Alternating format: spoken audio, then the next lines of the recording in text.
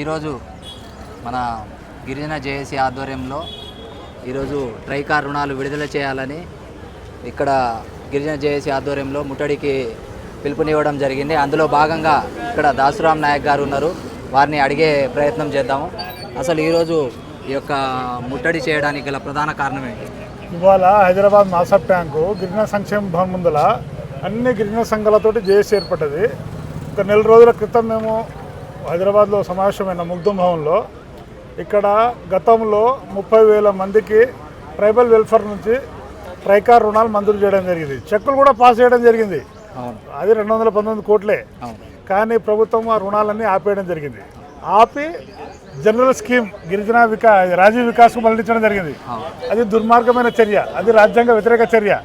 దాన్ని నిరసిస్తూ మా 219 కోట్లు విడుదల చేయాలి, 30,000 మంది నిరుద్యోగులను ఆదుకోవాలనే ఉద్దేశంతో ఇవాళ ముట్టడి కార్యక్రమం చేశాము.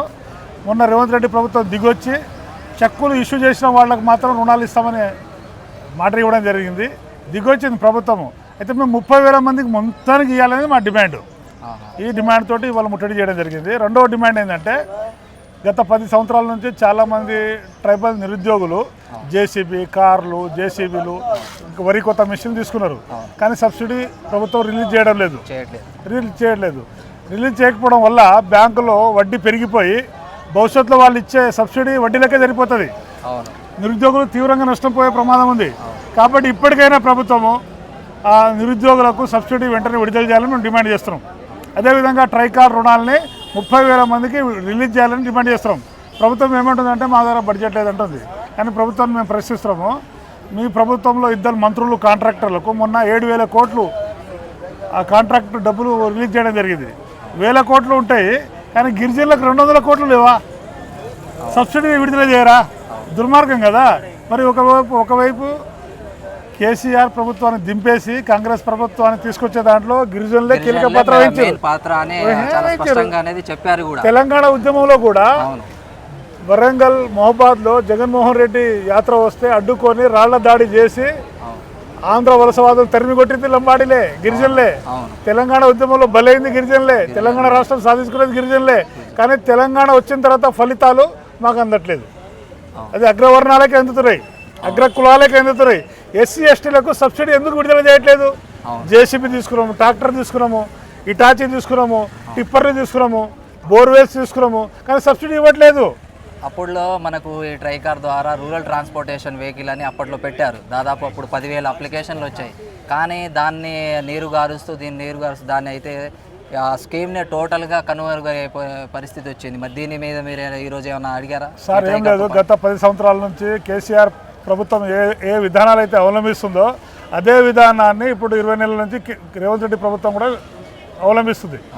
జిల్లాలలో మాడా 0 అయిపోయింది, ఐటీడీఏ 0 అయిపోయింది, గిరిజన సంక్షేమ భవన్ 0, బడ్జెట్ కేటాయింపు లేదు, అది పేరుకు మాత్రమే విగ్రహాలుగా మిగిలిపోయినాయి. ట్రైబల్ మ్యూజియం, ఈ ట్రైబల్ సంక్షేమ భవన్ కాదు, ఇది ట్రైబల్ మ్యూజియం లాగా మిగిలిపోయింది. నిధులే విడుదల చేయట్లేదు. గిరిజనులకు ఏ నిధులు విడుదల లేదు. అంతా అప్పుల పాలే, వడ్డీ కట్టలేక నిరుద్యోగులంతా ఆత్మహత్య చేసుకునే పరిస్థితికి నిట్టబడ్డారు. ఇప్పటికైనా రేవంత్ రెడ్డి ప్రభుత్వం స్పందించాలి, గిరిజన సంఘాలతో చర్చించాలి, డిస్కస్ చేయాలి, బడ్జెట్ విడుదల చేయాలని మా డిమాండ్.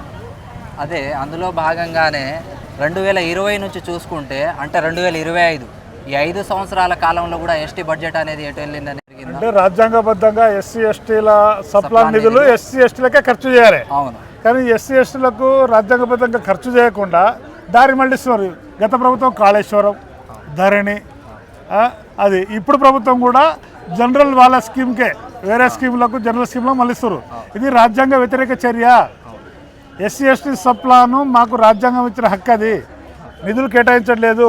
రాజ్యాంగ వ్యతిరేకంగా, ట్రైబల్కు వ్యతిరేకంగా పరిపాలిస్తున్నారు వీళ్ళు. కాబట్టి ఇది నిరసన తెలియజేయడానికే ఇవాళ రాష్ట్రంలో ఉన్న గిరిజన సంఘాలంతా ఇక్కడ ధర్నా చేసినాం శాంతియుతంగా. తర్వాత నిన్నటి నుంచి మాకు అరెస్టులు, ప్రతి పోలీసు ఎక్కడికక్కడ అరెస్ట్ చేసి, అయితే గత ప్రభుత్వం అరెస్ట్ చేసింది, ఈ ప్రభుత్వం అంటే చేస్తున్నది. అరే శాంతియుతంగా ధర్నా చేసే హక్కు లేదా మాకు? మేమేమైనా తీవ్రవాదులమా? మా దగ్గర ఏమైనా ఆయుధాలు ఉన్నాయా?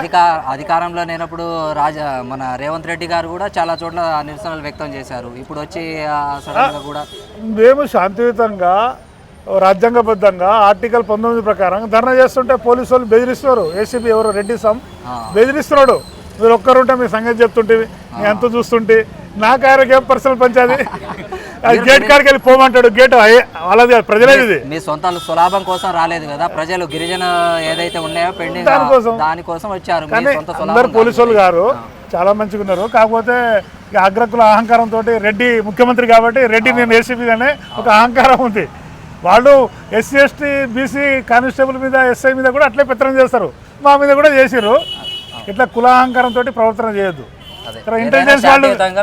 ఇంటెలిజెన్స్ వాళ్ళు కూడా వన్ సైడ్ ఏసీబీ చిత్రీకరిస్తున్నాడు, మాదే చిత్రీకరిస్తున్నాడు. అంటే బెదిరియడం, ధర్నాలను అణిచేయడం, ఉద్యమ నాయకులకు బెదిరింపు పాల్పడుతున్నారు. ఇది మంచిది కాదు, ప్రభుత్వానికి మంచిది కాదు. ఎందుకంటే రెడ్డి రాజ్యం వచ్చింది, రెడ్డిలో మేము అధికారులము, మాకు ఎవడు అడ్డు లేదంటే ప్రభుత్వం కూలిపోతుంది. లంబడలతో పెట్టుకుంటే ఏ ప్రభుత్వం ముందుకు పోదు. గతం కేసీఆర్ను తెచ్చింది మేమే, కేసీఆర్ను బొందబెట్టింది మేమే, రేవంత్ రెడ్డిని తెచ్చింది మేమే. మాకు వ్యతిరేకంగా రేవంత్ రెడ్డి ప్రభుత్వం చేస్తే మళ్ళీ ఆ ప్రభుత్వాన్ని బొందబెట్టే బాధ్యత మాదే ఉంటుంది ఖచ్చితంగా. ఈ అగ్రకుల డిఎస్పీలు ఎస్సీలు వస్తుంటారు పోతుంటారు. వీళ్ళు పెద్దది కాదు. ఎందుకంటే రాజ్యాంగబద్ధంగా ఎస్సీ ఎస్టీల సప్లాన్ నిధులు ఎస్సీ ఎస్టీలకే ఖర్చు చేయాలి.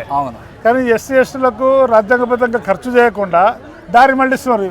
గత ప్రభుత్వం కాళేశ్వరం, ధరణి, అది ఇప్పుడు ప్రభుత్వం కూడా జనరల్ వాళ్ళ స్కీమ్కే వేరే స్కీములకు జనరల్ స్కీమ్లో మళ్ళిస్తారు.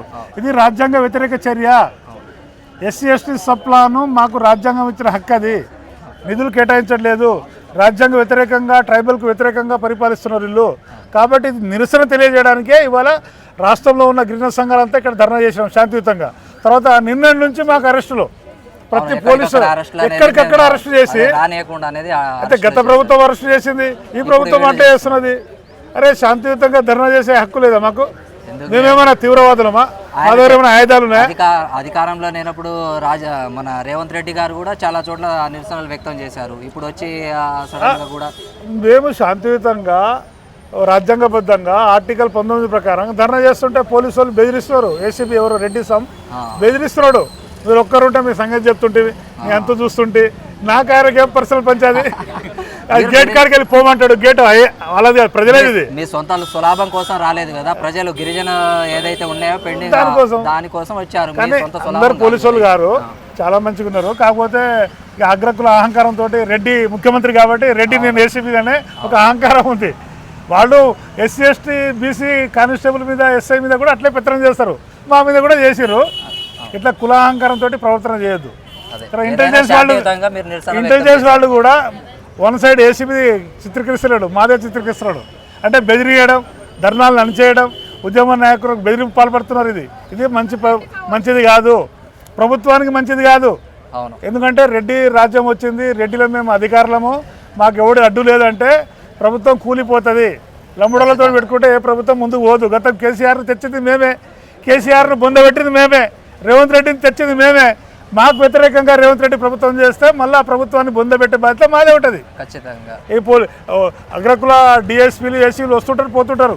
వీళ్ళు పెద్దది కాదు. ఎందుకంటే ఫ్రెండ్షిప్ చేసే పోలీసు అధికారులను నియమించాలి ఇక్కడ. ఎందుకంటే వీళ్ళ అగ్రకుల అధికారులను పెడితే వాళ్ళు పెత్తనం చేసే అలవాటు ఉంది వాళ్ళకి. దయచేసి వాళ్ళని తీసేయాలని మేము డిమాండ్ చేస్తున్నాం. ఇంకోటి ఏంటంటే చిన్న లాస్ట్ క్వశ్చన్ ఇది. ఇప్పుడు యువ వికాసం అని పెట్టారు, అంతకుముందు కార్పొరేషన్లు ఉండే. ఒకప్పుడు కార్పొరేషన్లో 10 లక్షల దాకా ఉండే. ఇప్పుడు ఏం చేశారు, అదే స్కీమ్ని యువ వికాసం అనే పేరుతో 4 లక్షలకే కుదించారు. మరి దీంట్లో మనకు తీవ్ర అన్యాయం జరగట్లేదు. 10 లక్షల యూనిట్ మనం అప్పుడు అవైలబిలిటీగా ఉండేది, ఇప్పుడు అనేది 10 లక్షలు లేకపోవడం అనేది ఇది విచారమే కదా సార్. ఇప్పుడు 3 లక్షల కోట్ల బడ్జెట్ ఇది. ఎవరి జనాభా ఎంత ఉన్నో వాళ్ళకంతా బడ్జెట్ కేటాయింపు జరగాలి అసెంబ్లీలో. బీసీలు 50%, 1,50,000 1,50,000 కోట్లు వాళ్ళకి కేటాయించాలి. ఎస్టీలు 10%, 17.5 లక్షల కోట్లు మాకు ఖర్చు చేయాలి. ఎస్సీలకు 30,000 కోట్లు ఖర్చు చేయాలి. జనాభా దామాషా ప్రకారంగా బడ్జెట్ కేటాయింపు జరగాలి. అట్లా కేటాయింపు జరగకుండా అగ్రకులాలకు అగ్రవర్ణాలకు ఉపయోగపడే స్కీములకు మాత్రమే దారి మళ్లిస్తున్నారు. మా నోట్లో మట్టి వేస్తున్నారు. నిరుద్యోగులు ఏం చేసి బతకాలి, ఉద్యోగాలు లేవు, స్వయం ఉపాధి చేసుకుందామంటేమో నిధులు ఇవ్వట్లేదు, రుణాలు విడుదల చేయట్లేదు. కాబట్టి గత ప్రభుత్వానికి ఈ ప్రభుత్వానికి ఏం తేడా లేదు. ఇప్పటికైనా ప్రభుత్వం తన పద్ధతిని మార్చుకోవాలి, మా బడ్జెట్ కేటాయింపు చేయాలి, మా రుణాలు మంజూరు చేయాలని మేము డిమాండ్ చేస్తున్నాం. చూశారు కదా, గిరిజన జేఏసీ ఆధ్వర్యంలో ఈరోజు ట్రైబల్ మ్యూజియంలో చేపట్టిన ఈ ధర్నా కార్యక్రమంలో ఈరోజు దాసరామ్ నాయక్ గారు చాలా స్పష్టంగా తెలియజేశారు. పెండింగ్లో ఉన్న బకాయిలు ఏదైతే ఉన్నాయో త్వరగా గవర్నమెంట్ ఇకనైనా స్పందించి విడుదల చేయాలని వారు డిమాండ్ చేయడం జరిగింది.